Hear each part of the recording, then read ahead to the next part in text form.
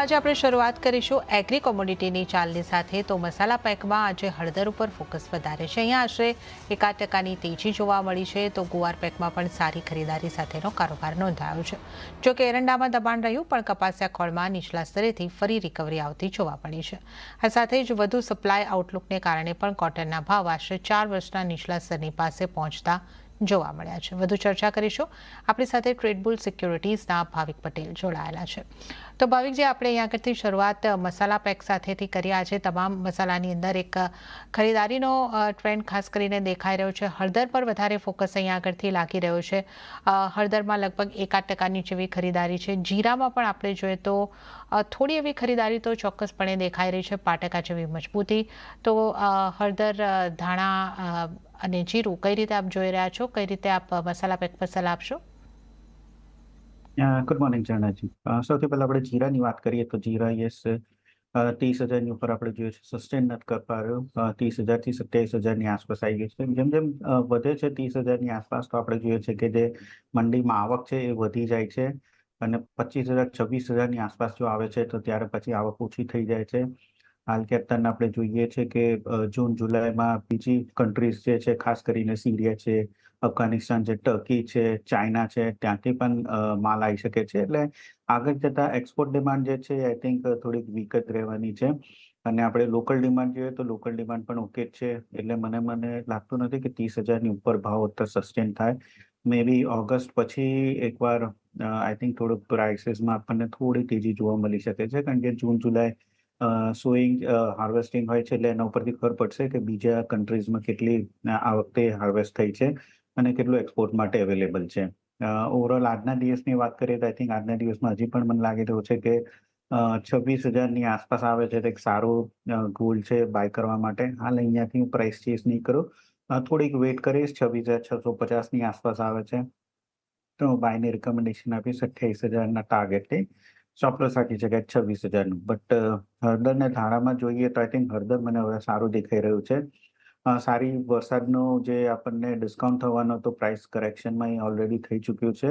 અહીંયાથી મને લાગે છે કે હવે જે નીચે જેમ જેમ 17,000-18,000ની આસપાસ જાય છે તો જે ડિમાન્ડ છે પાછી થોડી વધી રહી છે અને આગળ જતા મને લાગે છે 19,000 સુધીનું પણ લેવલ જોવા મળી શકે છે। તો આજના દિવસમાં આઈ થિંક હળદર સરસ દેખાય છે।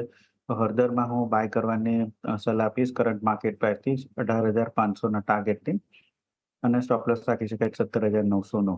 ધનિયાની વાત કરીએ તો આઈ થિંક ધનિયા હજી પણ થોડુંક કોન્સોલિડેશન દેખાઈ રહ્યું છે। ધનિયામાં મને મોટી કોઈ મૂવમેન્ટ નથી દેખાતી, તો જીરામાં એકવાર કરેક્શન આવે તો બાય કરી શકાય છે અને હળદરમાં અહીંયાથી જ બાય કરવાની એડવાઇસ છે। ધનિયામાં એવોર્ડની રિકમેન્ડેશન આપીશ। ઓકે, તો ધાણાને અવોઇડ કરવાની સલાહ છે। જીરાની અંદર તમારે બાય ડિપ્સ કરવાનું છે। તો જીરામાં જો તમારે ધ્યાન રાખવું હોય તો 26,650ની આસપાસના સ્તર મળે છે, પછી તમે ખરીદારીને કરો। ટાર્ગેટ 28,000ના અને સ્ટોપ લોસ 24,000નો રાખવાનો રહેશે। અને હળદરમાં ખરીદારીની સલાહ 18,500ના ટાર્ગેટ માટે 17,900નો સ્ટોપ લોસ તમારે રાખવાનો રહેશે। તો આપણે અહીંયા આગળથી મસાલા પેકની વાત કરી છે। આપણે ખાસ કરીને જ્યારે એગ્રી કોમોડિટીઝની વાત કરી રહ્યા છે, તો અન્ય એગ્રી કોમોડિટીઝમાં ભાવિકજી આજના દિવસ માટે ક્યાં ફોકસ હોવો જોઈએ? ગુવાર પેકની વાત કરીએ તો આઈ થિંક ગુવાર પેકમાં આપણને યુઝ્યુઅલી જોયું છે કે જ્યારે મોન્સૂન સિઝનમાં હોય છે ત્યારે most of range bound trade કરતું હોય છે અને આઈ થિંક તેજી ત્યારે થાય છે કાં તો એરાઇવલ મોન્સૂનનું લેટ હોય છે કાં તો ઓછું હોય છે। એટલે યુઝ્યુઅલી ઓક્ટોબર એન્ડમાં કે ઓક્ટોબરમાં આપણે જોઈ રહ્યા છે કે તેજી જોવા મળે છે। હાલની આ 2 મહિનામાં પણ મને લાગે છે કે જે રેન્જ છે ગુવાર સીડની 53,000 થી 57,000ની વચ્ચે આઈ થિંક એ ટ્રેડ કરશે અને ગુવાર ગમમાં પણ જોઈએ તો 10,000 થી 11,000ની જે રેન્જ છે એમાં ટ્રેડ કરી દેખાઈ રહ્યું છે। જેમ જેમ નીચે 5400-5300ની નજીક આવે છે તો આપણને થોડુંક બાઇંગ દેખાય છે, પણ ફરીથી 55 ને 56ની આસપાસ આવે છે તો એક સેલિંગ પ્રેશર દેખાય છે। તો મને I think range bound trade જ દેખાઈ રહ્યું છે। અત્યારના જોઈએ તો એક રેન્જની નીચેની તરફ ટ્રેડ કરી રહ્યું છે, એટલે આઈ થિંક સપોર્ટની થોડુંક નીચે છે। એટલે રિસ્ક રિવોર્ડ માટે લોંગ પોઝિશન થોડીક અત્યારના વધારે પ્રેફરેબલ છે।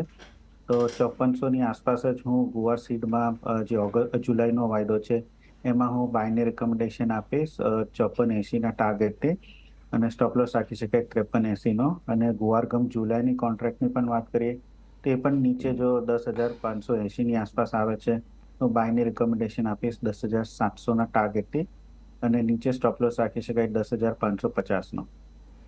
ઓકે, તો કુવારકમ ઉપર આપણે માટે જે સલામતી દેખાઈ રહી છે, ખરીદારી તરફ રહેવાની સલાહ આગળથી બની રહી છે. સીડની વાત કરીએ તો 5,480ના ટાર્ગેટ અને 5,380ના સ્ટોપલોસ તમારી જુલાઈ કોન્ટ્રાક્ટની અંદર રાખવાના રહેશે. તો ગુવાર સીડ માટે આ સલાહ અને ગુવાર કમ માટે પણ ખરીદારી કરવાની સલામતી દેખાઈ રહી છે. 10,580ની આસપાસ ખરીદારી કરો, 10,700ના ટાર્ગેટ, 10,550નો સ્ટોપલોસ રાખવાનો રહેશે.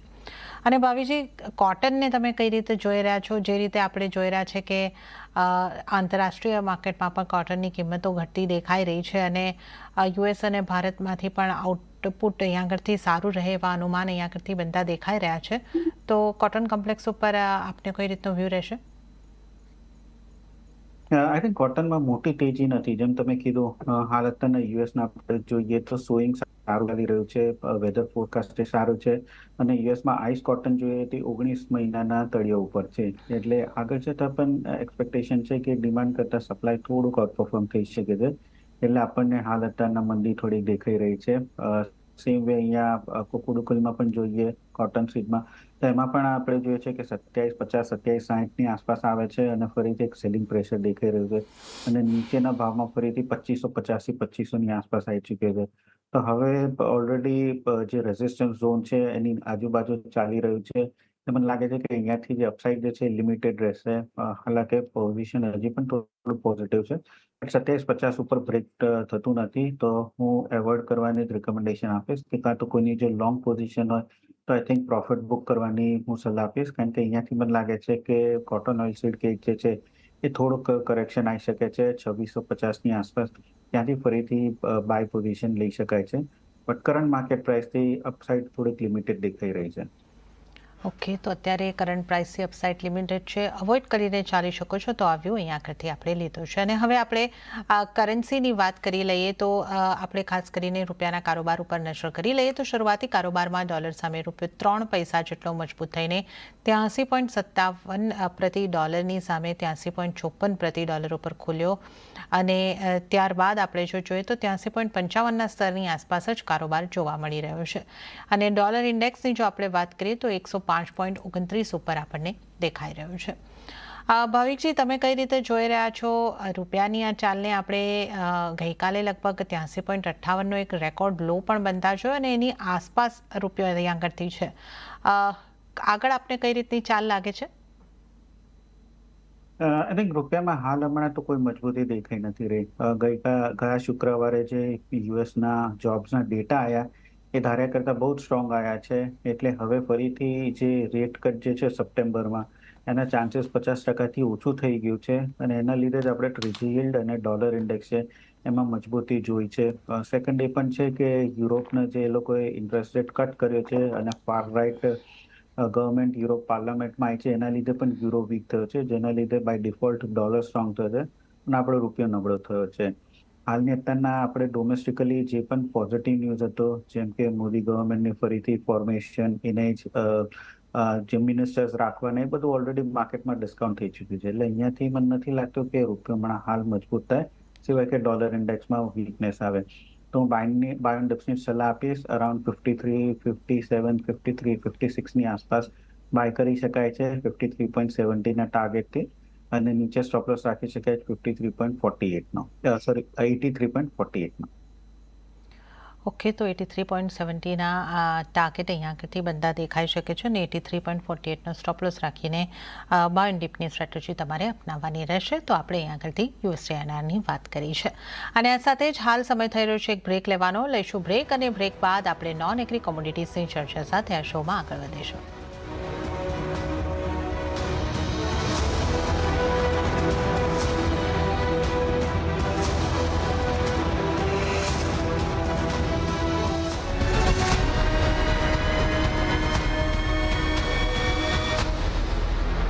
અને અચાનક વધી ગયેલા ઇમ્પોર્ટને ઘટાડવા માટે સરકારે આ ઇમ્પોર્ટને એક રોક લગાડવાની કોશિશ ચોક્કસપણે કરી છે. ચર્ચાની અંદર આગળ વધીએ, આપણી સાથે ભાવિક પટેલ જોડાયેલા છે.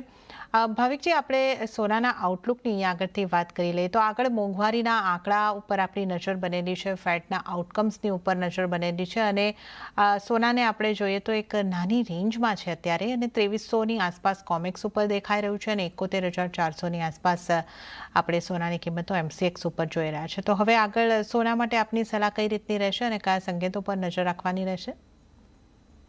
આઈ થિંક તમે જેમ કીધું એ સાચું છે કે આગળ જતા યુએસના જે આજે 6 વાગે મોંઘવારીના ડેટા આવવાના છે, આજે FOMCની મીટિંગ છે, ઓલ્ધો એક્સપેક્ટેશન તો ઝીરો છે કે રેટ કટ કરે, બટ જ્યારે એ લોકો સ્ટેટમેન્ટ આપે છે અને પછી ડોટ પ્લાન આપે છે ઇકોનોમિક પ્રોજેક્શન, તો એમાં આપણને ખબર પડે છે કે કેટલા ફેડના મેમ્બર્સ છે, એ લોકો કેટલા હોકિશ કે ડોવિશ છે અને કેટલા એ લોકો એક્સપેક્ટ કરી રહ્યા છે કે રેટ કટ થઈ શકે આ વર્ષમાં. એટલે એના ઉપર સૌની નજર રહેશે. જો એક્સપેક્ટેશન થશે કે જો 2થી વધારે રેટ કટ, ઓલ્ધો 2થી વધારે મને લાગતું નથી, પણ જો 2 રેટ કટનું પણ એક્સપેક્ટેશન આવશે તો આઈ થિંક થોડીક તેજી જોવા મળશે. અધરવાઇઝ આપણે જોઈ રહ્યા છીએ કે મોંઘવારી જે છે હજી પણ સ્ટિકી છે અને પ્લસ યુએસના જે જોબ્સના ડેટા જે છે એ પણ ઘણા સ્ટ્રોંગ છે. એટલે આ બે ફેક્ટર્સના લીધે આપણે જોયું કે સોનામાં થોડીક વીકનેસ આવી રહી છે.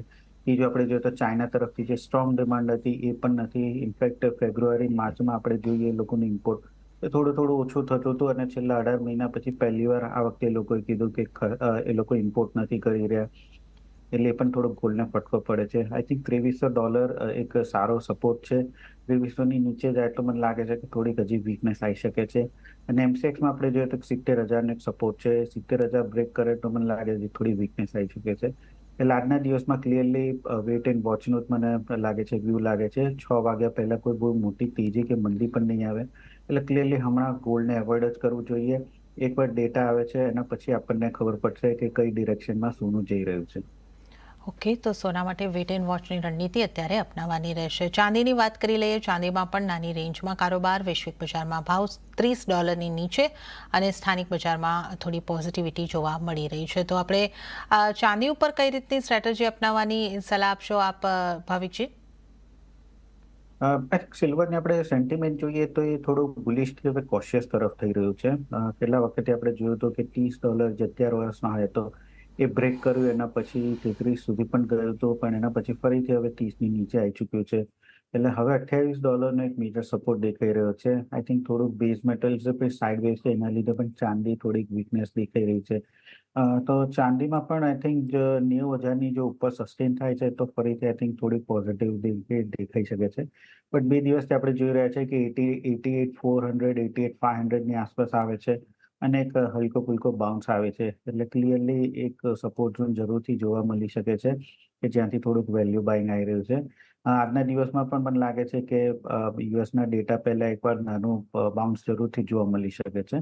એટલે ઇન્ટ્રાડે હું બાયને રિકમેન્ડેશન આપીશ. ઉપરનો ટાર્ગેટ રાખી શકાય છે 89,800નો અને નીચેનો સ્ટોપ લોસ રાખી શકાય છે 88,700નો. તો ઇન્ટ્રાડે પર્પઝ 6 વાગ્યા પહેલા એકવાર બાઇંગ કરી શકાય છે સિલ્વરમાં. ઓકે, સિલ્વરમાં ઇન્ટ્રાડેમાં બાઇંગ કરીને ચાલી શકો છો. અને એક મેટલ ઉપર, ભાવિકજી, આપનો ક્વિક વ્યૂ. આજે આપણને સ્થાનિક બજારમાં મોટાભાગની મેટલ્સમાં કાલના નીચલા સ્તરેથી રિકવરી દેખાઈ રહી છે. મેટલ્સમાં આઈ થિંક ઝિંક મને હજુ પ્રેફરેબલ દેખાઈ રહ્યું છે. 250 એક સારું સપોર્ટ છે, બ્રેક નથી કરી રહ્યો.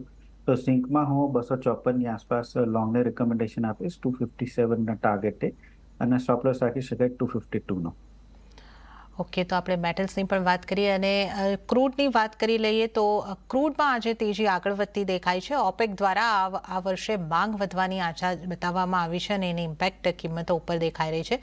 સ્થાનિક બજારમાં 6,555 પર ક્રૂડ, બ્રેન્ટમાં આપણે $82ની ઉપર જોઈ રહ્યા છે. ક્રૂડ ઉપર આપનો કઈ રીતની સલાહ રહેશે, ભાવિકજી? ક્રૂડમાં આઈ થિંક કોલ ઓપ્શન દ્વારા ટ્રેડ કરી શકાય છે. હજી પણ તેજી છે. પ્લસ આપણે જોયું કે ઓપેક પ્લસનું ડિસિઝન જે છે એ માર્કેટે હવે ડિસ્કાઉન્ટ કરી ચૂક્યું છે અને ઓપેકનું જે અત્યારે ફોરકાસ્ટ છે ડિમાન્ડની થોડીક પોઝિટિવ છે. યુએસમાં સમર સિઝન પણ સ્ટાર્ટ થઈ છે, એ પણ એક પોઝિટિવ છે. EPIમાં પણ ઇન્વેન્ટરીઝ ઓછી આવી છે. તો અરાઉન્ડ 6,500નો જે કોલ ઓપ્શન છે એ 98ની આસપાસ ચાલી રહ્યો છે. એ બાય કરી શકાય છે 130ના ટાર્ગેટથી અને 90નો સ્ટોપ લોસ રાખી શકાય. 6,500નો કોલ ઓપ્શન લોંગ કરવાની રિકમેન્ડેશન છે. ઓકે, તો 60/100નો કોલ ઓપ્શનને લોંગ કરીને ચાલો ક્રૂડમાં આ સલાહ. અને ભાવિકજી, આપનો આભાર. આપ અમારી સાથે જોડાયા અને તમામ કોમોડિટીઝ અંગે આપણે ચર્ચા કરી. આપનો આભાર. અને આ સાથે જ કોમોડિટી લાઈવમાં હાલ પૂરતું આટલું જ. હાલ મને આપશો રજા. આગળ મારા સહયોગી આરતી મહેતા આપને માટે બજાર હેલ્પલાઇન લઈને આવશે. મને આપો રજા એ પહેલાં આપને ખાસ ફરી એક વખત યાદ કરાવી દઉં કે CNBC આવાઝ લઈને આવ્યું છે પ્રથમવાર એક અનોખો પ્રયોગ. વિશ્વના અને ભારતના માર્કેટ એક્સપર્ટ દ્વારા હવે શીખો કોમોડિટી ટ્રેડિંગ. આ સેમિનારમાં વરિષ્ઠોનું માર્ગદર્શન, નવા માર્કેટના ડાયનામિક્સ, કોમોડિટી ડેરિવેટિવ અને સિઝનલ ટ્રેડિંગ વિશે વાત કરવામાં આવશે. તો CNBC આવાઝના કોમોડિટી ગુરુકુલના એક દિવસીય સેમિનારમાં ભાગ લેવા માટે આજે જ તમારી સ્ક્રીન ઉપર આપેલી વેબસાઇટ ઉપર જઈને રજીસ્ટર કરો અને શીખો કોમોડિટી બજારની તમામ વિગતો.